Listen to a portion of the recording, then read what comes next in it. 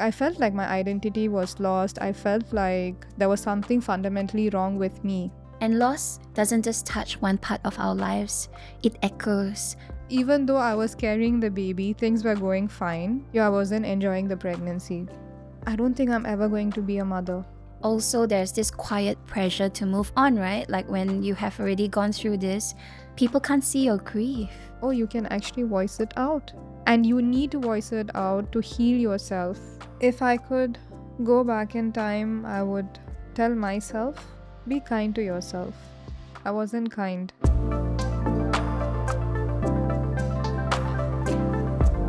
Welcome to In Mother Words, the podcast where we say things that many mothers are feeling but not always saying or speaking out loud. Today's episode, we are addressing something very tender. It's called Finding Joy Again After Pregnancy Loss. So, how do we come back after the storm? We have here today our guest, Shaz, who has gone through this very topic herself. She's a mother of two now, and she's a dentist by profession. So, Shaz, I would love to start with really seeing how things were when you were a young girl and you were imagining what motherhood would look like. What did you hope for in those moments? Thank you, Steph. Firstly, thanks a lot for inviting me to your podcast. Thanks for being here. And I think what you're doing is amazing. And thank you for giving the mothers a voice to share our stories. Thanks for saying that. Because motherhood is not easy as much as people would like to believe. Now, some assumptions I had about motherhood growing up was it's a breeze. I'm going to nail it. I'm going to be an excellent parent with a lot of patience. But I'm a mother now, and I can vouch that none of that is true. And you know how they say you need your village to raise your kids? I think today we all need our own village to raise our kids. And motherhood is definitely a lot more work, physically and mentally. And you definitely need to find yourself while growing up your children as well. I wanted to be ready to be a mother. So I had my child much later, like in my early 30s, rather than, my mom was like, you need to have a family by your mid 20s or something. true. But I'm really glad I didn't, because the mental capacity that it took to become a mother was, even in my 30s, shocking for me. Like, I didn't realize how much that cost would take. I just wanted to talk about the grief and the fear and your slow, brave return to hope. So, if you would be happy to share, could you take us back to the day that this all happened for you? It was a very difficult journey, pregnancy in general. And the reason I am sharing it is I actually had 2 miscarriages before I had. Two? Yes, before I went into term pregnancy. And when I was experiencing it, I thought it was the end of the world. And I also didn't know what was happening to me mentally. So it took a lot of time understanding what it means to be pregnant and going through it. Now, with the 2 miscarriages, the first one was a bit more manageable because we tested positive. It was happy. And then I think about 6 weeks, I started losing the pregnancy. At 6 weeks. At 6 weeks. That was the first one? That was the first one. And it's like you build this future in your head. You're going to be a family of 3, and then you have all these expectations. And on 6 weeks mark was I started having spotting. It started off as that. And then we went to go see our ONG. They said medically we cannot do anything as of today, so just monitor the situation. And shortly after that appointment, I started bleeding. So that was the first episode. It was the thick of COVID. So that was still happening, and we were in circuit breaker. I didn't have much exposure to anything else. So basically, holed up inside. When I asked the reason why I could have miscarried, they didn't have anything to pinpoint on. So it was just that, hope for the best and let's see where it takes you. That must have been so hard. That's right. Not to have any answers. It was suddenly this question in my mind, is something wrong with me? Did I do something wrong, right? It was always like I, me. What did I do? The guilt, the shame. So I was going through all of that. But My husband was very supportive during that time. I know I don't tell it often to his face, but he was really supportive. I'm sure he was grieving in his own way, but he put up a strong front for me, As most men do. and he was being very helpful. And he said, think of the positive. We are still young. We want to make sure the baby is healthy, right? So, one thing the doctor did tell us was if the baby is not sustaining the first 12 to 14 weeks, then it's not a healthy pregnancy. And obviously, loss is difficult, but we wanted to make sure that our baby is healthy. I'm sure every parent wants to do That's that. a very positive way to look at it. Kudos to you and your husband for this. That's right. And then shortly after that, we got pregnant again. This one was a bit more traumatic because we, in fact, went for our ultrasound. The heartbeat was tracking well. I previously had the history of miscarriage, so they did my HCG levels again. It was trending positively, it was in the higher levels. The other thing I also want to share is during that period of time, suddenly everyone around me was getting pregnant. Oh, so you had some pressure to also get pregnant because of Yes, your circle of friends. yeah, suddenly everyone was getting pregnant, and it was like when they were announcing their pregnancy, it's also like I'm pregnant, but I'm very early on, maybe 4 or 5 weeks, and I'm not able to tell it out. And I think there was this fear of being left behind. And for me, I'm Indian Muslim, so in our community as well, it's usually like you get married and then immediately you have kids. So it was like, oh, when is our turn, right? So the second time ago, when I got pregnant, like I said, everything was trending positive. In fact, we went and met our doctor. She saw the scan report, the ultrasound, the heartbeat readings, my HCG levels, everything seemed promising. So this was on a Friday. It was a Friday appointment with her. I was doing fine. I was feeling a bit nauseous, that's about it, but I was doing generally fine. And by this time, I've downloaded the pregnancy app, started tracking everything, Steph. The cherry, Yes, the everything. seed. And obviously, like, trying to hype myself that, oh, how is the nursery going to look like? What are the names of the kids going to be like? And, all of those dreams, I think, in my head. Even though in the back of my mind, it was like, I hope everything goes well, right? Because I've previously experienced it. So on the Friday was the appointment, and we told it to my in laws first because, again, I wasn't sure if it was a good Oh, time so to you tell. shared the news that you were pregnant at Yes. 8 weeks. Yes. And we were skeptical, but then we shared it. Because again, it's us getting disappointed, but our families also getting disappointed and having The to. first one you didn't share. First one also we shared, now that I recall. First one also we shared. So they were disappointed for that. But the second one we decided to share because we saw the doctor, everything was okay. You passed the 6 weeks mark. How did it feel in your body? I didn't have any physical symptoms, but emotionally, I was always on the edge. I didn't know what to expect, and I didn't confide in any of the other mothers because suddenly everyone in my social circle was also getting pregnant, but their pregnancy is thriving. So I'm like, I'm pregnant now, but does that mean that I'm going to go full term or not? 9 weeks is when it started off again as a spotting. But this time around, I started bleeding spontaneously, and then it was a Monday morning. So Friday we saw the doctor, everything was okay. Then on Monday is when I started spotting early in the morning. Then I woke my husband up and I was really scared. I didn't know what was happening. But in my mind I thought, okay, this is happening again. And then shortly after that I had streaks of blood, like a regular period, and at that moment, it was my world was spinning. I don't think words can explain that feeling, but basically, the dream that I'd built in that course of few weeks was just shattering down. And I just didn't know what I'm going to do. Like, I felt like my identity was lost. I felt like there was something fundamentally wrong with me. Yes, it's hard because you tend to internalize because you are carrying the baby Yes. as a mother, as a woman. So I kept blaming myself, Steph. I just kept telling, like, it was something that I did again. Maybe I didn't eat the right things. And loss doesn't just touch one part of our lives, it echoes. So take us to these early months after the second miscarriage. I think for me, then, if I have to, some parts of me have tried to bury it deep down because it was a traumatic experience. First natural instinct to Yes. do.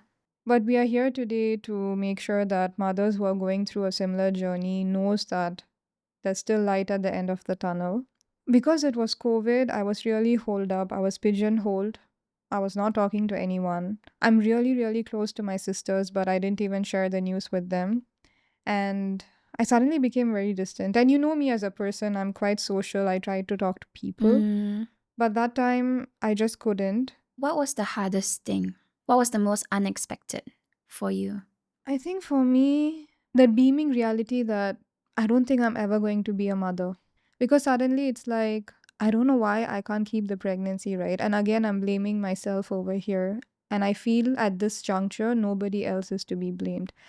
So that's what I'm thinking. I'm thinking, is there a future here? Like, what am I going to do? What are my options? Also, there's this quiet pressure to move on, right? Like when you have already gone through this, people can't see your grief. They cannot. And it's something that we cannot paint on our face. And the world wants you to keep on going, as if nothing has happened sometimes. That's true. Or let's say, right, we do go ahead and share it. Probably if I share it with a different generation, the older generation, they might say, oh, just try for another baby.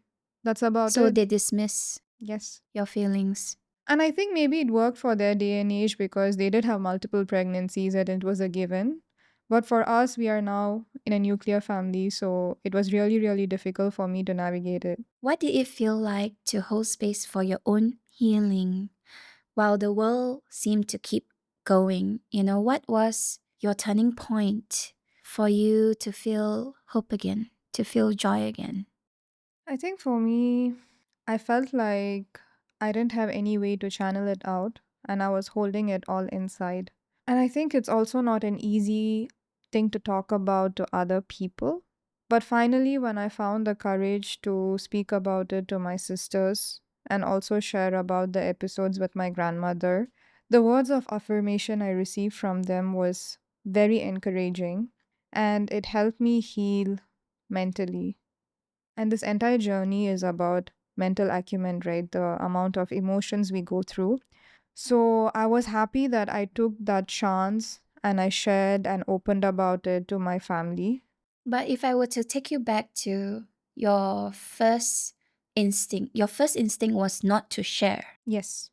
And then in the end, what was that moment? What was the thought going through your head that you finally decided to share? When a topic like this, it's very sensitive. So I think again during COVID, like we weren't meeting anyone, so I didn't have that opportunity. But Because you finally, need to say this face to face, right? That human touch. yes. So even for me, when I met them in person, it just organically like came out. And when you're close to someone, they know that you are suffering in They silence. can tell. So they figured something was wrong. And when they broached the topic, it just automatically poured for me. But definitely that moment where I met them in person, there was a shift in me. There was this positive tone that, oh, I think I can talk about it. With your sisters. Yes. And it did happen. It happened organically. I wasn't pressurizing myself to like, talk about it or anything. It just happened organically. And I'm so glad that it did because they knew something was bothering me. You felt safe. Yes. They were my safe space. And they definitely shared what I had been going through. They knew that I was in pain. And we have been through similar situations, Steph, where we passed our mom. We lost her. Mm, We have been through grief. It's not something together. new. Yes. So it was just putting us back in that place. I knew that I had someone to confide in. And most importantly, what they told me was it's nothing to be ashamed of. Because I was feeling a lot of shame, a lot of guilt that, As oh you my would God, naturally do. yes. So they told me it's okay, things like this happen. And then they just told to stay Are positive. they mothers? Your sisters? No. No, they are not. They're so supportive They're so then, yeah. supportive and they're very matured for their age. Like they are much, much younger than me. But they are my tribe. They are my tribe. Mm, mm. So I think that's important, Steph, to like identify a right place, a right time, and confide in the person that you know in and out. Because again, when you're sharing something like this, there might be that hesitance. What if I'm going to be judged? Or what if the other person is not going to reciprocate, what I went through?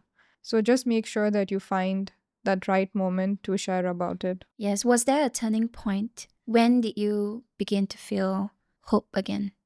I think it was the universe's way. Mm, My sister somehow flew from Dubai to Singapore. They younger quarantined, sister? both of them actually came down. I think I just left it up to the universe and I prayed and I said, I know I need healing. I don't know how I'm going to get it, but I'm going to let the universe decide for me. And I left it up to my faith to bring that. So my sisters flew down, they quarantined in a hotel for 21 And at days. this point, they knew you went through They didn't. this. They didn't. They So it didn't was, they know. didn't know. So only my husband and I and his parents, they knew about it. And I also refused to see They must people. have been so angry with you for not telling them because they would feel like they would have wanted to be there for you. So it happened by chance because when I met them, I was very emotional, but they just assumed I was meeting them after a long time and that's why it was. But few days when I was, spending time with them, like there was a breakthrough. My sister had a breakthrough with me and I remember this moment, Steph. The three of us hugged very tightly. And that was the first time like I was screaming on top of my lungs and I was telling them like I was pregnant and I couldn't keep the baby, I lost it. And the three of us we hugged. And you let it out. I let it all out. My god, it was a beautiful So moment. powerful. And we need that. We need that support. We need that safe space. They really helped me through it and that was the first time, Steph, I felt like, oh, you can actually voice it out. And you need to voice it out to heal yourself and to make sure that you're doing okay. Because if, let's say, I do get pregnant again, but I'm carrying all this trauma baggage, how is that going to help me with the following pregnancy? Or how is it going to help me with motherhood? And just like you said, my sisters, they went ballistic on me. We sat on the floor and they were asking me what was the issue. Is there anything that we can do to help? And they said all the right things that I wanted to hear. So, when you did become pregnant again, Mhm. what came with that? How did that feel like emotionally, mentally, physically?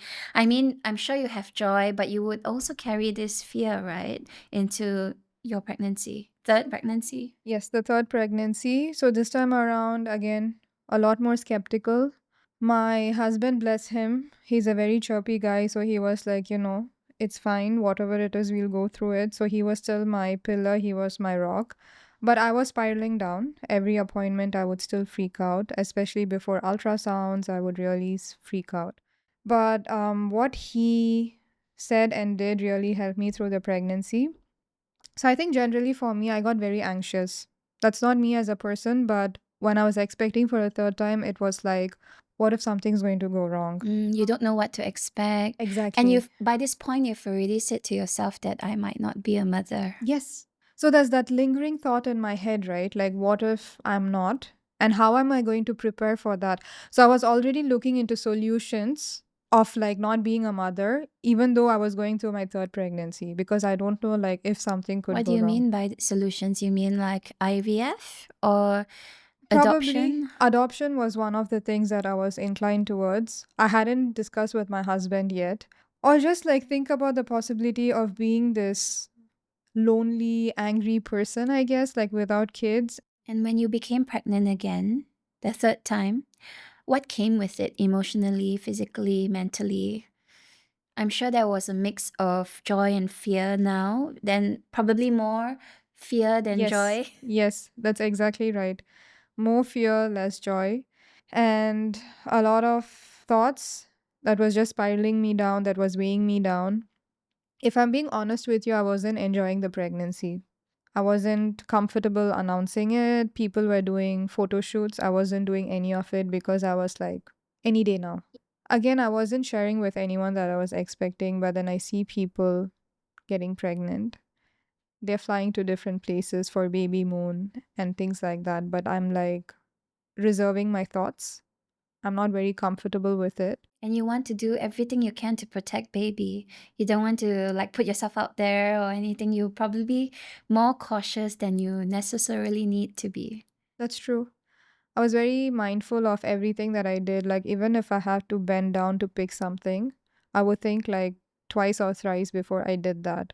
When it's something that you do day in and day out, but I was like, what if something I do would cause a situation that I didn't want to face?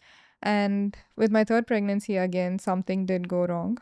So around week 13, I guess, we had our first full anatomy checkup.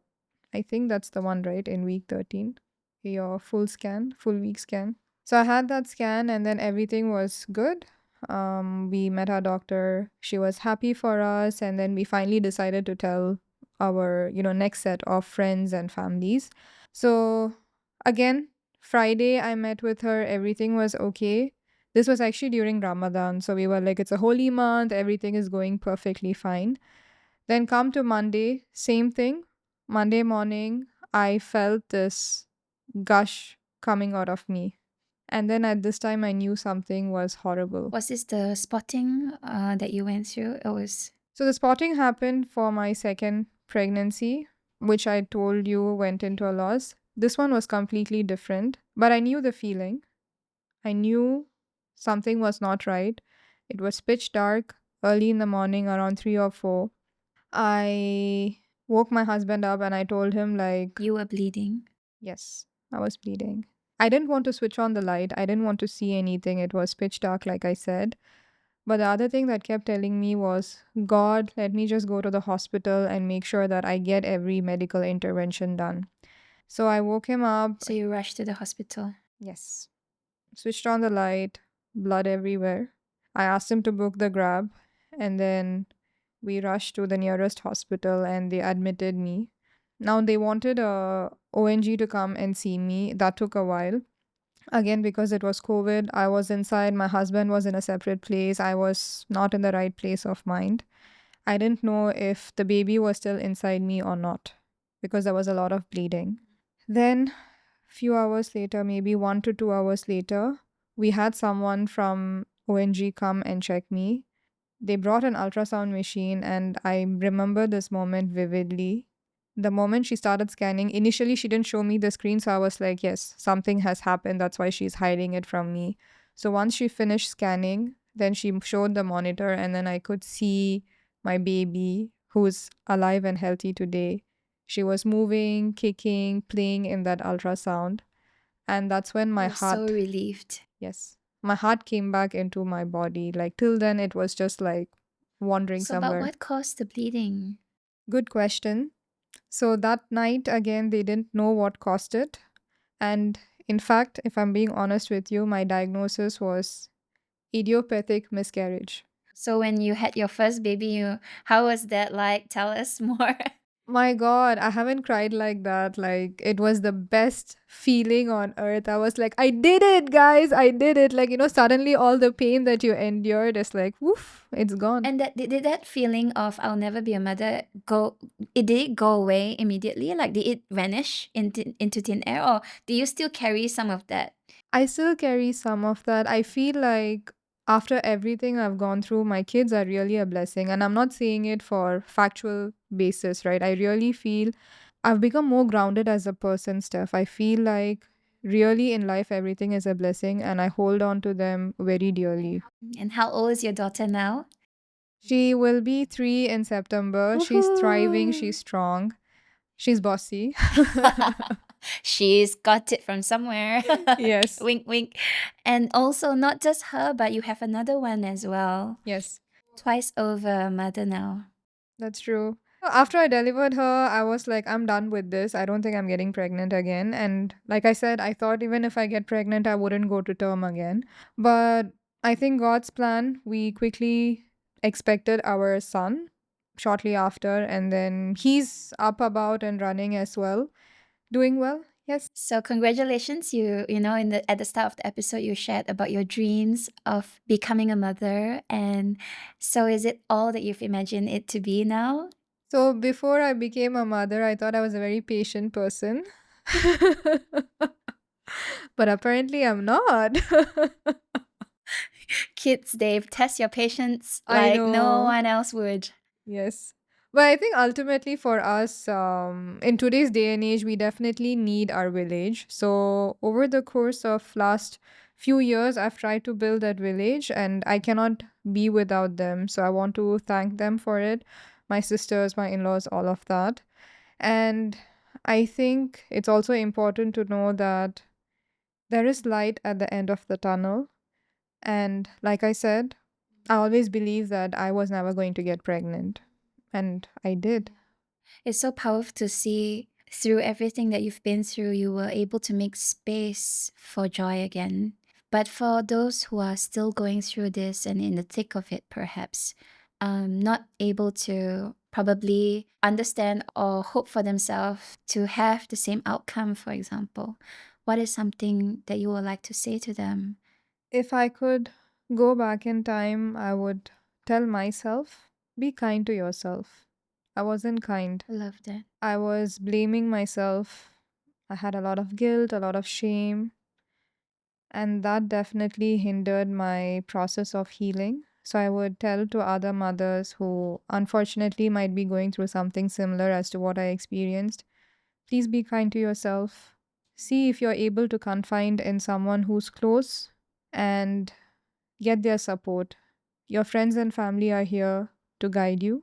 So I hope you can find that courage to speak up and speak with them about what you're experiencing. In today's episode, Shaz did not just recount what was painful to her, but she also shared what it means to rebuild something inside that has been broken. And that kind of vulnerability is rare.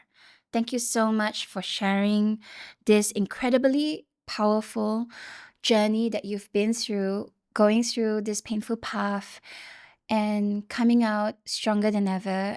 And it's not that strength looks like, being strong, but really, strength can also be just about getting through the day and making it through whatever that is you are facing right now.